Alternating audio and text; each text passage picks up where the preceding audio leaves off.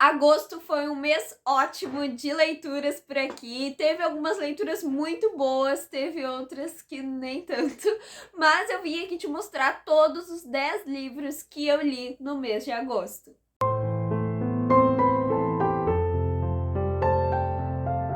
Oi, eu sou a Ana Luísa, aqui do Amid Books. Eu espero que esteja tudo lindo aí contigo. Se tu é novo nesse canal, se considere muito bem-vindo. Foi o meu pai que escolheu a minha TBR de agosto, ela vai estar linkada aqui na descrição e eu quase consegui cumprir ela, faltou assim muito pouco, mas eu li mais livros do que estavam na TBR, né, eu li alguns outros livros que não estavam lá e acabei lendo muitos livros, então vou comentar com vocês um tiquinho de cada leitura. Eu finalmente li no mês de setembro O Enigma do Quarto 622 do Joe Dicker e eu adorei esse livro. Cara, eu li esse livro logo quando eu fiz a cirurgia do siso, sabe? Então eu tava assim, muito quietinha, muito na minha, só queria ficar sentadinha ali no meu cantinho. E eu peguei esse livro pra ler e eu li assim, acho que em 4 ou 5 dias. E eu considero isso rápido, porque é um livro grande. Então eu li em torno de umas 100 páginas por dia e isso pra mim me deixou muito contente. O final me deixou totalmente de queixo caído. Eu não entendo por que tem gente que comenta que não gosta desse livro, cara, porque eu gostei muito. Aqui o Joe Dicker é um personagem e ele usou o fato de que o editor dele faleceu em 2018, então ele colocou isso no livro. Aqui a gente tem o Joe Dicker, que o editor acabou de falecer, e ele vai para os Alpes ficar num hotel durante um tempo, porque ele quer escrever um livro sobre esse editor e ele não sabe como começar, como fazer. O quarto do lado dele no hotel, aconteceu um assassinato ali, então ele começa a investigar, ele e uma amiga começam a investigar o que aconteceu ali. Ele começa a conversar com essa amiga e começa a contar para ela sobre esse editor e tudo mais, como que ele começou a publicar livros com ele. Eu achei isso muito incrível, muito criativo da parte do autor, realmente gostei muito desse livro, cara. Eu quero ler todos os outros livros do Joe Dicker. Eu concluí uma série no mês de agosto, que foi o Quarteto Smith. Eu li o último livro, o quarto livro, que é Os Mistérios de Sir Richard, e infelizmente não foi um livro tão legal assim pra mim. Eu gostei, né? A escrita da Julia Quinn é muito gostosa, é muito bom de ler, os personagens, a gente se apega a eles. O problema aqui foi que, tipo, eu não gostei das atitudes do mocinho, sabe? Tinha muitas outras formas dele resolver aquele problema e ele escolheu a forma mais machista, digamos assim, porque ele escolheu uma forma em que ele tomava as decisões por todo mundo sem ligar, assim, para os sentimentos das outras pessoas, das mulheres que estavam presentes naquela situação. Então, por isso eu acabei não gostando tanto do final dessa série, prefiro muito mais outros livros. O Agatha Christie do mês foi A Mão Misteriosa. Não foi um dos melhores livros que eu li dela, mas aqui a gente tem um protagonista que ele era piloto e o avião cai, então ele se machuca bastante e o médico recomenda que ele se recupere numa cidade pequena para ficar longe, né, de toda essa agitação de Londres e tal. Então ele vai com a irmã se mudar para esse vilarejo e lá começam a aparecer cartas, né, que eles chamam de A Mão Misteriosa, essa pessoa que escreve essas cartas, porque essas cartas, elas chegam nas casas das pessoas em anonimato e elas dizem coisas obscenas sobre os moradores da cidade. Então, tipo, chega uma carta pra ele falando que ele e a irmã não são irmãos, sabe? Que tem um problema aí nessa relação. Então, ele começa a receber essas cartas, não só ele, como todas as outras pessoas do vilarejo, e ninguém sabe quem tá escrevendo isso, até que uma carta atinge, digamos assim, o seu ponto, né? E uma pessoa que recebe uma carta comete suicídio.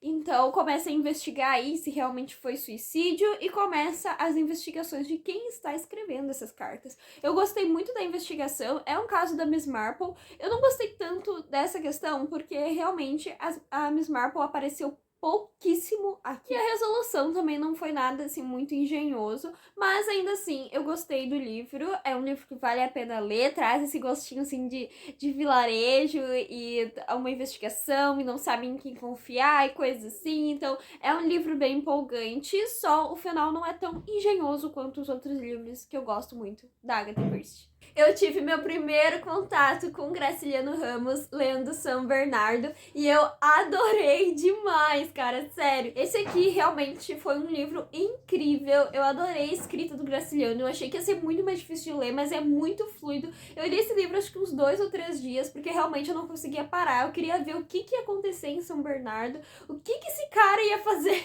que tava fazendo assim muita merda, sabe? Então eu queria ver o que ele ia fazer, o que ia acontecer com essa mulher aqui também. E uma curiosidade sobre a minha leitura, antes de eu ler, eu achava que São Bernardo era referente à raça de cachorro. Eu achei que ia ter um cachorro aqui da raça São Bernardo nessa história. E realmente eu pensava isso.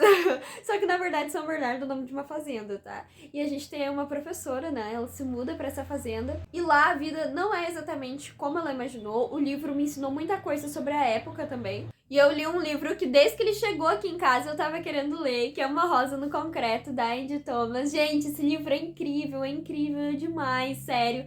Aqui a gente tem o Maverick, que é o pai da Star, né? Se tu leu O Ódio que Você Semeia, sabe quem é.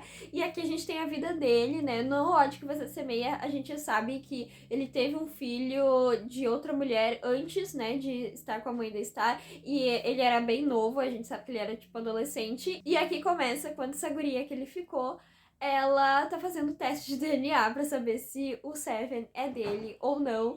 Então a história se desenrola toda a partir daí. Teve uns momentos que me deu assim um aperto no coração, porque eu não lembrava quem era a mãe da Star, então eu tava assim, ai meu Deus, será que ele tá com outra mulher e depois ele vai ficar com a mãe da Star e tal.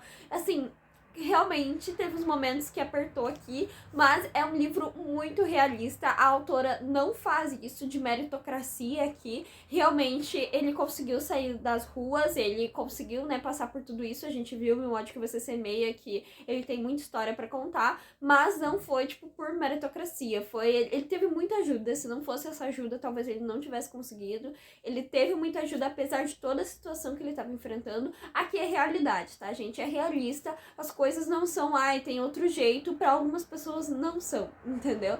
Depende muito da vida da pessoa e a gente só sabe falar se a gente estiver na pele da pessoa, até porque as mentalidades são diferentes. Então, realidade pura, um soco na cara da sociedade, tá? É um livro incrível, maravilhoso, acho que todo mundo deveria ler. Inclusive, já falei várias vezes e repito que O Ódio que Você Semeia devia, sim, ser leitura obrigatória nas escolas. Eu tive o meu primeiro contato com Walter Hugo Mãe em O Filho de Mil Homens. E, gente, eu adorei esse livro. Sério, acho que foi, assim, uma das melhores leituras que eu fiz esse mês. Foi O Filho de Mil Homens. Eu gostei muito da escrita do Walter Hugo Mãe. É uma escrita muito poética. A gente leu esse aqui com o nosso grupo de leitura coletiva pro país da Angola, porque foi lá que o Walter Hugo Mãe nasceu.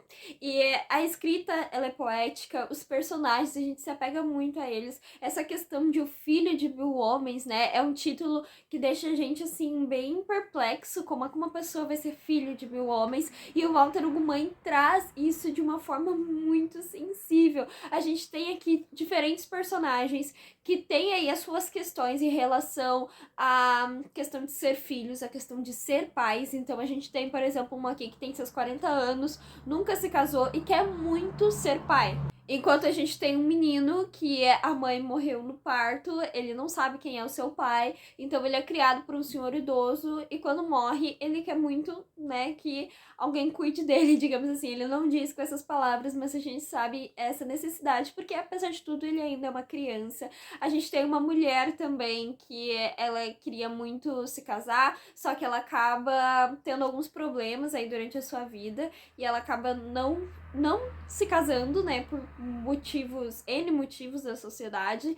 Então, tem essa questão também, ela também queria ter filhos e ela não tem, ela não se sente filha porque ela tem muitos problemas com os pais. Então, assim, gente, a forma que fala de homofobia aqui também, cara, fala muito de homofobia e é muito potente. É um livro forte, é um livro doído, é um livro que eu chorei em alguns momentos, de difícil mesmo, que é digerir isso aqui, mas é incrível. É uma obra, assim, que eu acho que é leitura obrigatória, sabe, para as pessoas, leiam esse livro, ele é maravilhoso, cara, pelo amor de Deus, é maravilhoso. E agora eu quero ler tudo do Walter Ugumãe, porque eu fiquei completamente apaixonada. E também essa questão de O Filho de Mil Homens me lembrou muito aquela música da Elza Soares, que fala que 1000 nações formaram minha cara, sabe? Porque aqui ele fala que a gente é filho, sim, de 1000 homens e de 1000 mulheres. Todos que vieram antes da gente. A gente é o resultado de tudo que veio antes da gente. Então, assim, é incrível, cara. Só leia, tá? Não vai te arrepender. Eu finalmente concluí, depois de mais de um ano de leitura,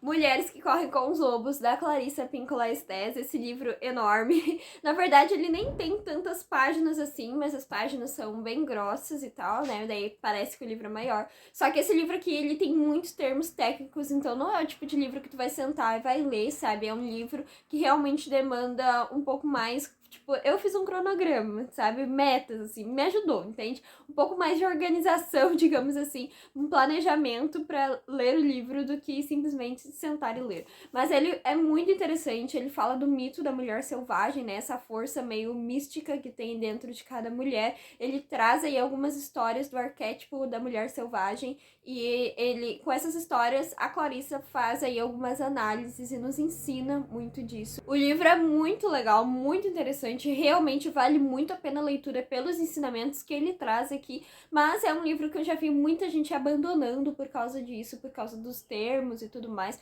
mas realmente, gente, faz uma forcinha aí, porque vale a pena ler, sério, dá pra tirar muita coisa daqui. Outro que eu li também foi Ao Sabor do Tempo, da Françoise Harry. Françoise Harry, não sei falar, tá? Esquece, não sei. Mas esse livro aqui é de não ficção. Eu não sabia o gênero dele quando eu peguei pra ler. Eu recebi da editora Valentina há pouco tempo. É um livro curtinho, ó.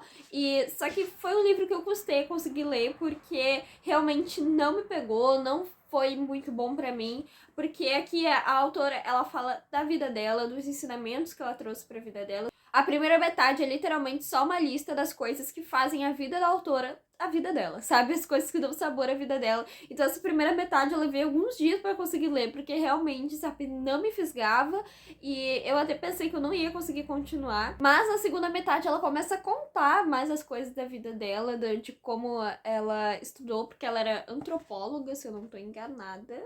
Alguma coisa assim, antropologia social. Então, ela começa a contar sobre a vida acadêmica dela, sobre o machismo que ela encontrou nessa área da ciência, né, que ela atuava. Eu também li 2 e-books no mês de agosto. Um deles foi O Espelho da Deusa, o primeiro livro da trilogia A Guardiã da Lua. E esses, na verdade, não são romances, eles são contos, é bem curtinho, aí tem menos de 100 páginas, se eu não me engano. E eu não gostei tanto. Na verdade, a premissa é muito legal, porque a gente tem aqui a deusa Lua, que meio que um lago, né, reflete a imagem da lua e acaba se tornando um espelho dessa deusa.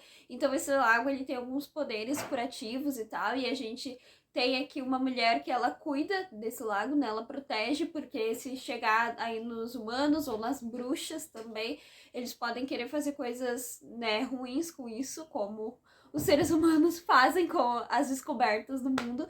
Então ela protege o espelho da deusa, só que aí chega uma intrusa do lugar que ela vive, é tipo um bosque, assim, chega uma intrusa ali e ela fica nessa questão, será que é uma bruxa, será que não é, será que é uma mulher que tá só perdida? A única questão é que realmente, se fosse um romance, se fosse um pouco mais aprofundado, sabe, seria muito mais legal. E o outro book que eu li foi Sejamos Todos Feministas, da Chimamanda Ngozi Adichie.